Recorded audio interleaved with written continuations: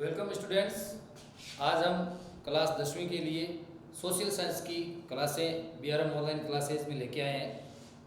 आप लोग इस लॉकडाउन में घर पर बैठे बीआरएम स्कूल की तरफ से चलाई जा रही ऑनलाइन क्लासों का लाभ उठाएं और शिक्षा से जुड़े रहें, ताकि परीक्षा के समय या जो कम समय जो हमारे पास बचता है उसमें हम घबराएं नहीं, हमारा आत्मविश्वास बना रहे। तो हम स्टार्ट करते हैं। क्लास 10th में सोशल साइंस में जो सबसे महत्वपूर्ण 3 पार्ट है, जो सबसे अधिक अंक वाले हैं, 5वां, 6ठा और 7वां, ये तीनों लेसन राजनीति विज्ञान से संबंधित है। हमारा जो आज हम जो शुरुआत करेंगे पाठ संख्या 6 से करेंगे, जिसका नाम है केंद्र सरकार।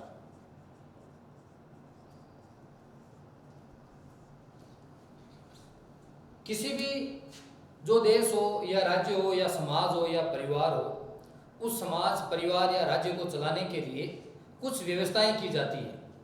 कुछ शासन व्यवस्थाएं हो, राज्य को चलाने के लिए शासन व्यवस्थाएं हैं, देश को चलाने के लिए शासन व्यवस्थाएं हैं, परिवार को चलाने के लिए परिवार की तरफ से कुछ नियम और परंपराएं बनाई गई है, जिसकी वजह से उसका संचालन किया जाता है। अगर हम किसी राष्ट्र की बात करें तो उस राष्ट्र को संचालित करने के लिए जो सर्वमान्य जो संस्था है उसका नाम होता है सरकार। अब सरकार किसे कहते हैं, सरकार क्या है, इसको समझने से पहले जरूरी है कि राज्य क्या होता है। राज्य क्या होता है? राज्य जो है वो एक भावात्मक अवधारणा है।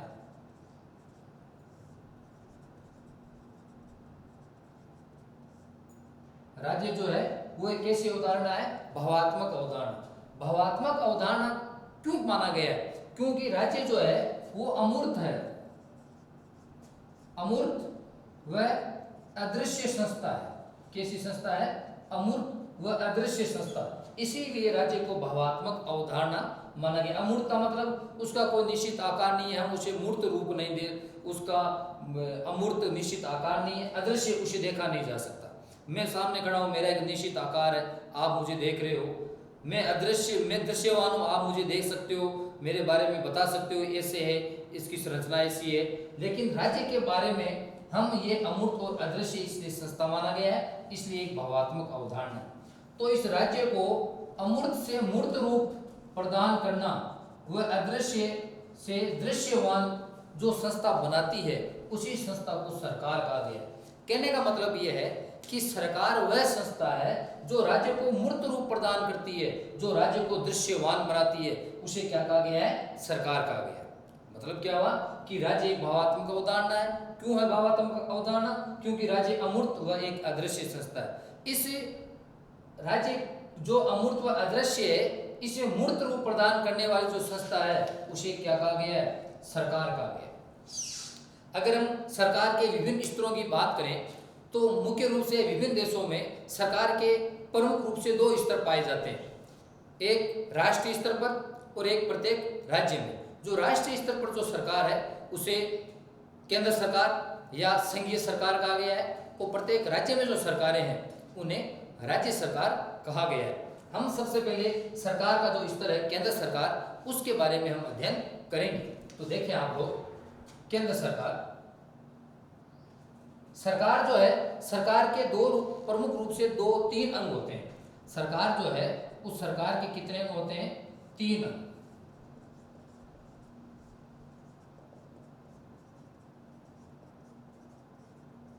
सरकार के 3 अंग होते हैं। वो 3 अंग कौन कौन से? नंबर 1 व्यवस्थापिका, नंबर 2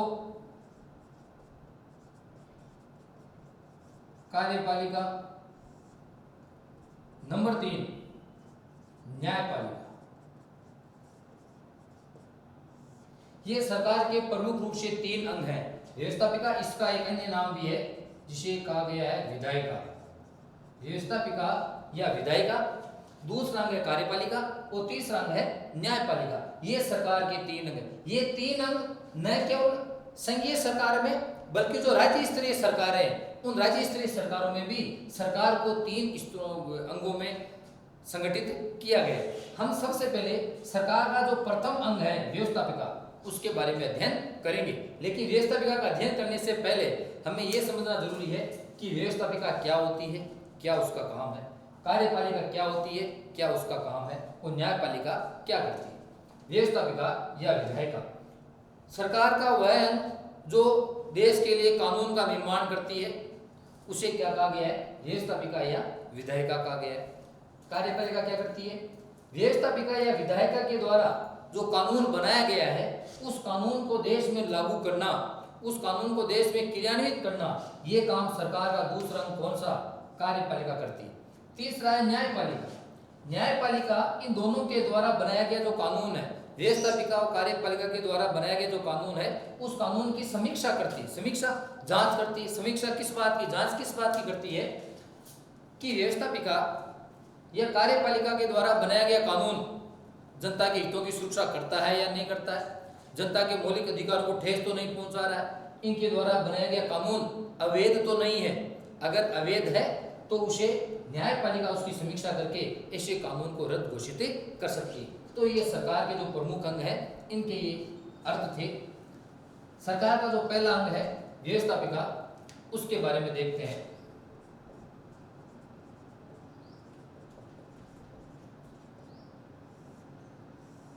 व्यवस्थापिका, जैसे अभी हमने पढ़ा, देश के लिए कानून का निर्माण करना। ये जो व्यवस्थापिका है, ये सरकार का सबसे महत्वपूर्ण अंग है और प्रथम अंग है। इस व्यवस्थापिका को भी दो स्तरों पर संगठित किया गया है, केंद्र के लिए अलग है, राष्ट्र के लिए अलग है और राज्य के लिए अलग है। जो केंद्र पर स्थित जो व्यवस्थापिका, उसे कहा गया है संघीय व्यवस्थापिका। संघीय व्यवस्थापिका, यह क्या कहा गया है, केंद्रीय व्यवस्थापिका। संविधान क्या कहता है, संविधान कहता है कि देश की जो संघीय व्यवस्थापिका है,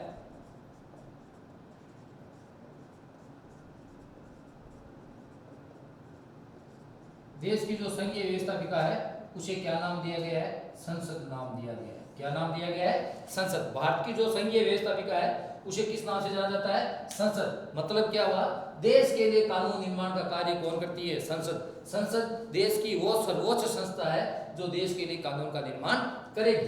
तो व्यवस्थापिका भारतीय संविधान में या भारतीय राज्य व्यवस्था में संघीय व्यवस्थापिका को किस नाम से जाना जाता है, संसद के नाम से जाना जाता है। अब संसद क्या है, संसद देश की संघीय व्यवस्थापिका है। संसद के भी तीन महत्वपूर्ण अंग हैं। ये जो अब जो ये बात बताई जा रही है, ये न केवल 10वीं के लिए बल्कि 11th और 12th क्लासों में भी और जितने भी प्रतियोगी एग्जाम जो होते हैं उनमें भी ये बात पूछी जाती है कई बार। संसद जो है उसके तीन अंग माने गए हैं, उन तीनों से मिलकर ही संसद का निर्माण होता है। वो तीन अंग प्रमुख रूप से कौन कौन से, दो तो संसद के सदन है। सदन कौन कौन से, एक तो है लोकसभा, एक है राज्यसभा और तीसरा अंग है राष्ट्रपति। ये संसद के तीन प्रमुख अंग हैं। इन तीनों के द्वारा ही, इन तीनों से मिलकर ही संसद का निर्माण होता है। अगर इन तीन में से एक की भी कमी है तो उस स्थिति में संसद को पूर्ण नहीं माना जाएगा, अपूर्ण माना जाएगा। तो ये संसद के तीन प्रमुख अंग। अगली जो बात है वो हम संसद से शुरू करते हैं, और जो संसद का पहला सदन है लोकसभा, उससे हम आगे की चर्चा करते हैं। लोकसभा को भारतीय संसद का प्रथम सदन कहा गया है। कैसा सदन कहा गया है, प्रथम सदन। और क्या कहा गया है, ये लोकसभा के अलग अलग नाम हैं। लोकसभा को भारतीय संसद का प्रथम सदन कहा गया है, और क्या कहा गया है, निम्न सदन कहा गया है। क्या कहा गया है, निम्न सदन। इन सब के अलावा जो सबसे महत्वपूर्ण बात है वो है कि लोकसभा को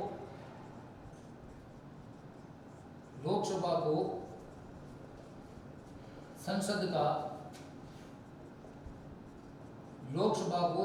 का लोकप्रिय सदन भी कहा जाता है।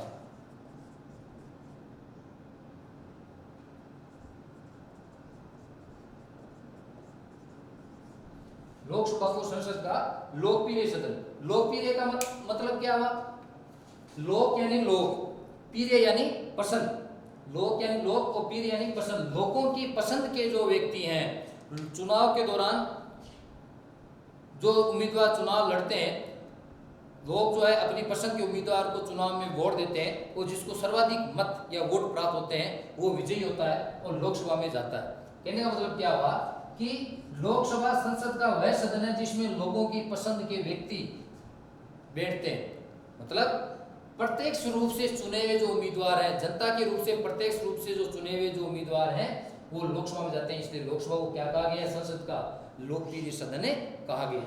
इस लोकसभा का गठन किस प्रकार से होता है? अगर गठन की बात करें तो गठन में भी कई अलग अलग बिंदु हैं। जो सबसे पहला जो है वो है सदस्य संख्या। लोकसभा में कितने सदस्य आएंगे? लोकसभा को देश का प्रतिनिधि सदन माना गया है क्योंकि देश का के जो प्रतिनिधि करने वाले जो लोग हैं वो लोकसभा सदन में आते हैं। इसलिए मूल संविधान में क्या कहा गया? मूल संविधान में कहा गया कि लोकसभा की जो अधिकतम सदस्य संख्या है वो कितनी निश्चित की गई थी? 500। मूल संविधान मतलब जब संविधान बना था उस समय लोकसभा की सदस्य संख्या कितनी निश्चित की गई थी? 500। लेकिन समय बीतने के साथ साथ जनसंख्या में वृद्धि होती गई और 1987 में एक संशोधन किया गया संविधान में। इसका क्या नाम था? गोवा, दमन व दीव संशोधन अधिनियम 1987, जिसके अंदर यह तय किया गया कि लोकसभा की जो अधिकतम सदस्य संख्या होगी, लोकसभा की जो अधिकतम सदस्य संख्या होगी वो कितनी होगी? 552। कहने का मतलब है वर्तमान में लोकसभा के अधिकतम सदस्यों की संख्या कितनी है? 552। अब क्या है, इस 552 को बांटा गया है। कैसे बांटा गया है? ध्यान से सुने। जैसे ये अधिकतम सदस्य संख्या 552 है। इन 552 में से 530 सदस्य जो हैं वो राज्य निर्वाचन क्षेत्रों से चुने जाएंगे। राज्य जो निर्वाचन क्षेत्र है, समस्त राज्यों को कितने लोकसभा निर्वाचन क्षेत्र में बांटा गया है? 530 राज्यों से लोकसभा के लिए कितने सदस्य निर्वाचित होके आएंगे? 530। निर्वाचन क्षेत्र का मतलब जिस क्षेत्र से चुनाव लड़ा जा रहा है, निर्वाचन हो रहा है, चुनाव हो रहा है, वो निर्वाचन क्षेत्र कहलाएगा। जैसे अगर हम राजस्थान की बात करें तो राजस्थान में 25 लोकसभा निर्वाचन क्षेत्र है। पूरे राजस्थान को कितने लोकसभा निर्वाचन क्षेत्र में बांटा गया है? 25। जैसे नागौर लोकसभा निर्वाचन क्षेत्र है, जोधपुर लोकसभा निर्वाचन क्षेत्र, आपके ये बीकानेर लोकसभा निर्वाचन क्षेत्र, ऐसे पूरे राजस्थान को कितने लोकसभा निर्वाचन क्षेत्र में बांटा गया है? 25। तो पूरे देश से राज्यों से कितने उम्मीदवार या व्यक्ति निर्वाचित होकर आएंगे लोकसभा में? 530। आगे है 20 जो सदस्य हैं वो संघीय निर्वाचन क्षेत्रों से निर्वाचित होंगे। 20 सदस्य जो हैं वो संघीय निर्वाचन क्षेत्रों से निर्वाचित होंगे। संघीय निर्वाचन क्षेत्र जो संघ शासित प्रदेश हैं, केंद्र शासित जो प्रदेश हैं, जिनकी संख्या पहले 7 थी, अब उनकी संख्या 9 हो गई है। 2 नए केंद्र शासित प्रदेश देश में बने, एक तो जम्मू एंड कश्मीर और दूसरा है लद्दाख। पहले 7 थे, अब इनकी संख्या कितनी हो गई? 9। तो संघीय जो निर्वाचन क्षेत्र मतलब जो केंद्र शासित जो प्रदेश है वहां से कितने सदस्य लोकसभा के लिए निर्वाचित होंगे? 20 सदस्य। और 2 सदस्य जो हैं वो राष्ट्रपति द्वारा मनोनीत किए जाएंगे। किसके द्वारा मनोनीत किए जाएंगे? राष्ट्रपति द्वारा। अब देखो निर्वाचित और मनोनीत क्या आता है?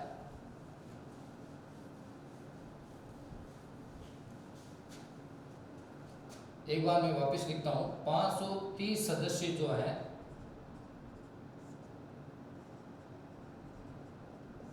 वो राज्यों से निर्वाचित,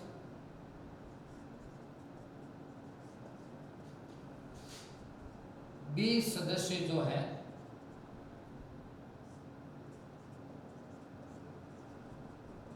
संघ शासित क्षेत्रों से निर्वाचित और 2 सदस्य जो हैं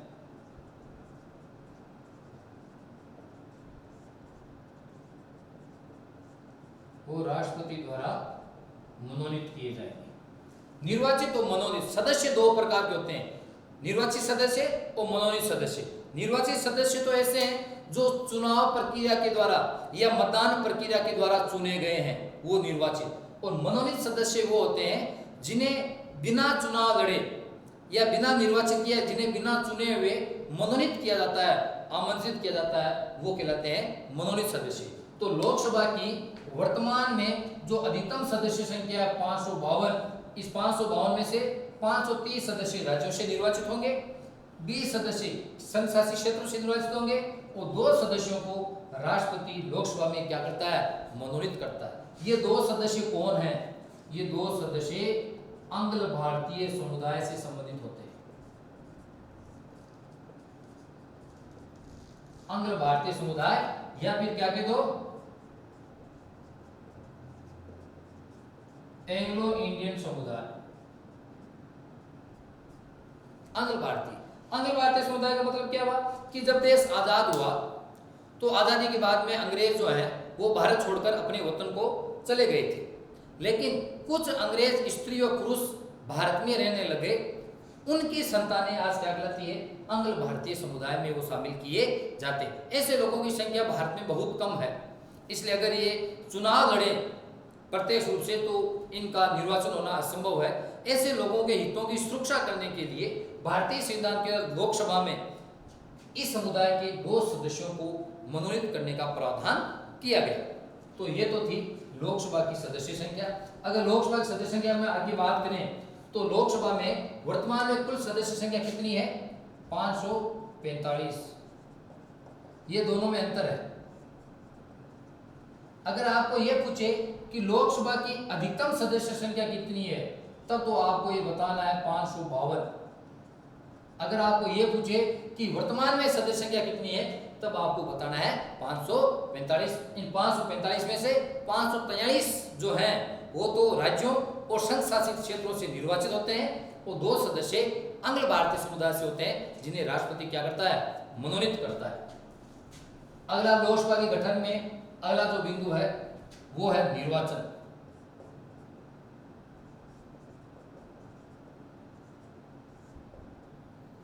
वो है निर्वाचन। लोकसभा के सदस्यों का निर्वाचन कैसे होगा, चुनाव कैसे होगा? तो लोकसभा के सदस्यों का निर्वाचन जो है वो जनता करती है, मतदान की क्रिया में भाग लेकर, अपना मत देकर, अपना वोट देकर उनका चुनाव करती है। मतदान के लिए कहा गया है, मतदान के लिए वयस्क मताधिकार का प्रयोग किया गया है। मतदान के लिए वयस्क मताधिकार का प्रयोग किया गया है। कि अब वयस्क को डिफाइन कैसे किया गया है कि जो स्त्री और पुरुष जिसने 18 वर्ष की आयु पूर्ण कर ली हो, ऐसे स्त्री और पुरुष जिसने 18 वर्ष की आयु पूर्ण कर ली हो और जिसका भारतीय मतदाता सूची में पंजीकरण हो रखा है, नाम लिखा गया है, ऐसे व्यक्तियों को वयस्क माना गया है और उन्हें मत देने का अधिकार दिया गया है। भारतीय मतदाता सूची में नाम होना जरूरी है, केवल 18 वर्ष की आयु पूर्ण होने से नहीं होगा, दोनों शर्तें होना जरूरी है। 18 वर्ष की आयु भी पूर्ण किया हुआ हो और भारतीय सूची में उसका नाम भी अंकित हो, ऐसे व्यक्ति को वयस्क मताधिकार दिया गया है। तो लोकसभा के सदस्यों का जो निर्वाचन है वो वयस्क मताधिकार के आधार पर होगा। वो कैसी निर्वाचन प्रणाली होगी, ध्यान रखें, लोकसभा के सदस्यों की निर्वाचन प्रणाली का नाम है प्रत्यक्ष निर्वाचन प्रणाली। प्रत्यक्ष निर्वाचन प्रणाली का मतलब क्या हुआ कि लोकसभा के सदस्य जनता के द्वारा प्रत्यक्ष रूप से चुने जाएंगे, सीधे जनता स्वयं चुनाव में भाग लेकर लोकसभा के सदस्यों का चुनाव करेगी। अगली बात क्या निर्वाचन में, अगली है कि लोकसभा के जो निर्वाचन क्षेत्र होंगे वो निर्वाचन क्षेत्र कैसे होंगे, एकल सदस्यीय निर्वाचन क्षेत्र। एकल सदस्यीय निर्वाचन क्षेत्र, लोकसभा के निर्वाचन क्षेत्र कैसे, एकल सदस्य निर्वाचन क्षेत्र। एकल सदस्य निर्वाचन क्षेत्र का मतलब क्या हुआ कि एक निर्वाचन क्षेत्र से एक ही सदस्य चुनाव में विजयी होकर जाएगा, एक निर्वाचन क्षेत्र से एक ही उम्मीदवार को चुना जाएगा, एक निर्वाचन क्षेत्र से एक से अधिक सदस्य नहीं चुने जाएंगे। ये इसका लोकसभा का गठन में निर्वाचन। अगला जो गठन में है वो है सदस्यों की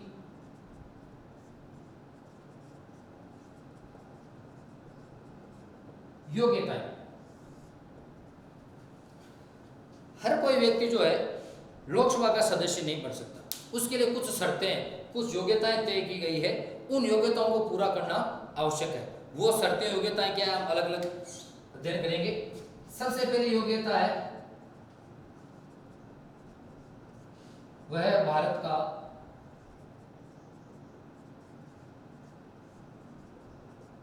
नागरिक। भारत का नागरिक होना जरूरी है। उसके पास उसकी राष्ट्रीयता जो है वो क्या होनी चाहिए, इंडियन, भारतीय, वो भारत का नागरिक होना चाहिए। दूसरी जो महत्वपूर्ण योग्यता है वो क्या है, वह 25 वर्ष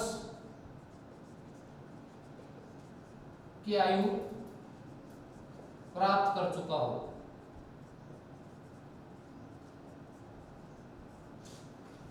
वह व्यक्ति लोकसभा का सदस्य बनने की योग्यता रखता है जिसकी आयु कम से कम कितने वर्ष की हो, 25 वर्ष। 25 वर्ष या इससे अधिक आयु प्राप्त जो व्यक्ति है वो लोकसभा का सदस्य बनने की योग्यता रखता है। अगर 25 वर्ष से कम उसकी आयु है, इस स्थिति में वो लोकसभा का सदस्य नहीं बन सकता। तीसरी योग्यता वह है भारत सरकार या किसी राज्य सरकार के अधीन लाभ के पद पर कार्यरत ना हो। भारत सरकार या राज्य सरकार के अधीन किसी लाभ के पद पर ना हो। अगर कोई व्यक्ति भारत सरकार के अधीन किसी सरकारी सेवा में कार्यरत है या किसी लाभ के पद पर है, तो उस लाभ के पद पर रहते हुए वह लोकसभा का सदस्य नहीं बन सकता। अगर उसे लोकसभा का चुनाव लड़ना है तो पहले उसे अपने उस लाभ के पद को छोड़ना पड़ेगा, उसके बाद में वह लोकसभा का चुनाव लड़ने की योग्यता प्राप्त कर सकेगा। चौथी और जो अंतिम महत्वपूर्ण जो विशेषता है वो है कि वह न्यायालय द्वारा पागल या दिवालिया घोषित ना हो। ऐसा व्यक्ति भी लोकसभा का सदस्य नहीं बन सकता जो न्यायालय द्वारा, चाहे सर्वोच्च न्यायालय हो या उच्च न्यायालय हो, न्यायालय द्वारा उसे पागल घोषित न किया गया हो, वो दिवालिया घोषित न किया होगा। अगर कोई व्यक्ति पागल घोषित किया गया न्यायालय द्वारा या उसे दिवालिया घोषित किया गया है, तो इस स्थिति में वह लोकसभा का सदस्य बनने की योग्यता नहीं रखता। ये लोकसभा सदस्यों की प्रमुख योग्यताएं हैं।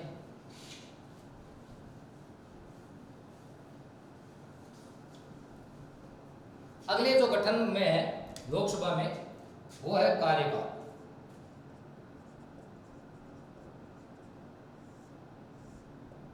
लोकसभा का जो कार्यकाल है वो वैसे तो कितने वर्ष है, 5 वर्ष। कितने वर्ष है, 5 वर्ष।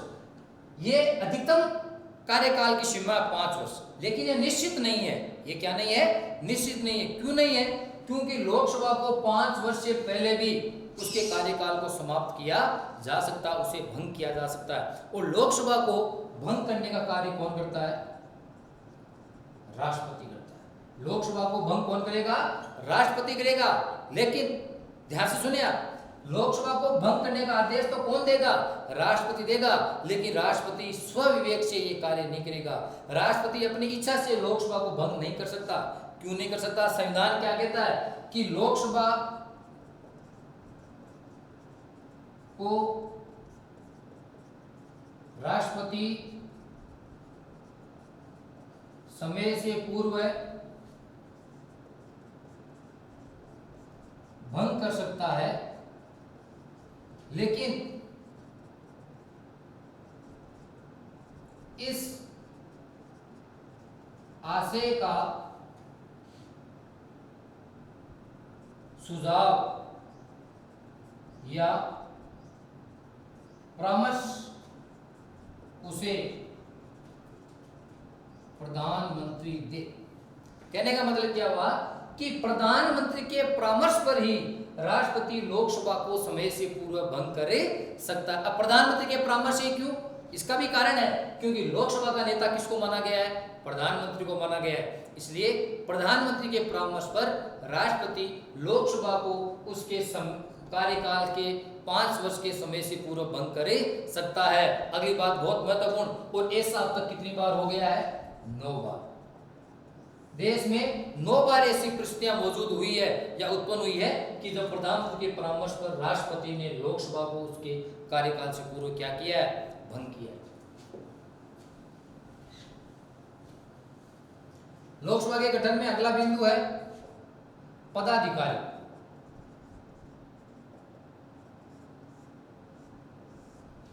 लोकसभा में 2 प्रकार के पदाधिकारी होते हैं, एक तो होता है अध्यक्ष और एक होता है उपाध्यक्ष। अध्यक्ष और उपाध्यक्ष। अब अध्यक्ष और उपाध्यक्ष जो है, इनका अलग से कोई चुनाव नहीं है कि जनता इनका चुनाव करे, नहीं।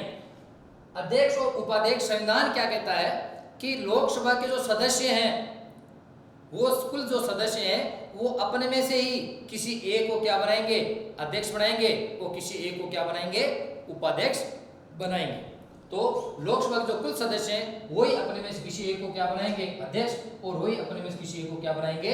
उपाध्यक्ष बनाएंगे। मतलब वर्तमान में जो 545 सदस्य हैं, उन 545 में से ही वो सदस्य किसी एक को क्या बनाएंगे?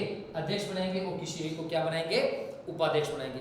अब इनको हटाया कैसे जाए? इनका कार्यकाल कितना है? वैसे भी इनका कार्यकाल भी लोकसभा के कार्यकाल जितना है, 5 वर्ष उनका है। अगर वो समय से पहले भंग कर दी जाती है तो इनका कार्यकाल भी समाप्त हो जाएगा। लेकिन शर्त है कि अध्यक्ष और उपाध्यक्ष को उनके 5 वर्ष के कार्यकाल से पहले भी उनको उनके पद से हटाया जा सकता है, नया अध्यक्ष या उपाध्यक्ष बनाया जा सकता है। इनके अध्यक्ष और उपाध्यक्ष को इनके पद से हटाने के लिए लोकसभा में जो कुल बहुमत है, उस साधारण बहुमत से एक प्रस्ताव पास करवाया जाएगा, और वो प्रस्ताव पास होने के बाद में जिसके विरुद्ध वो प्रस्ताव लाया जाएगा, अगर अध्यक्ष के विरुद्ध वो प्रस्ताव लाया जा रहा है और लोकसभा से पारित हो जाता है, तो स्वीकृत हो जाता है, तो अध्यक्ष को उसके पद से हटा दिया जाएगा। लेकिन यहाँ पर एक शर्त क्या है कि अध्यक्ष और उपाध्यक्ष को उनके हटाने संबंधी जो प्रस्ताव लाया जा रहा है, जिस दिन वो प्रस्ताव लाया जा रहा है उससे 14 दिन पूर्व उसकी सूचना देनी क्या है? आवश्यक है। ये था लोकसभा के गठन में पदाधिकारी। अब लोकसभा के गठन में अगला जो चरण है वो है कि लोकसभा का जो अध्यक्ष है, लोकसभा अध्यक्ष के कार्य।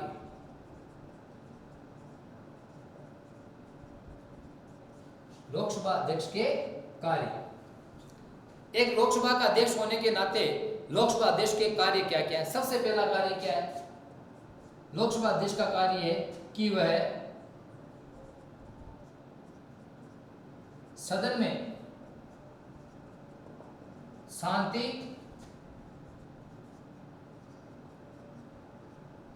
व अनुशासन बनाए रखे। शांति व अनुशासन बनाए रखे। दूसरा कार्य क्या है? सदन में होने वाली कार्यवाही के संबंध में वह राष्ट्रपति से परामर्श लेगा। राष्ट्रपति से नहीं, सदन के नेता। सदन का नेता कौन होगा? प्रधानमंत्री होगा। से परामर्श लेगा। लोकसभा का अध्यक्ष होने के नाते वह कई प्रवर समितियों का पदेन सभापति होता है।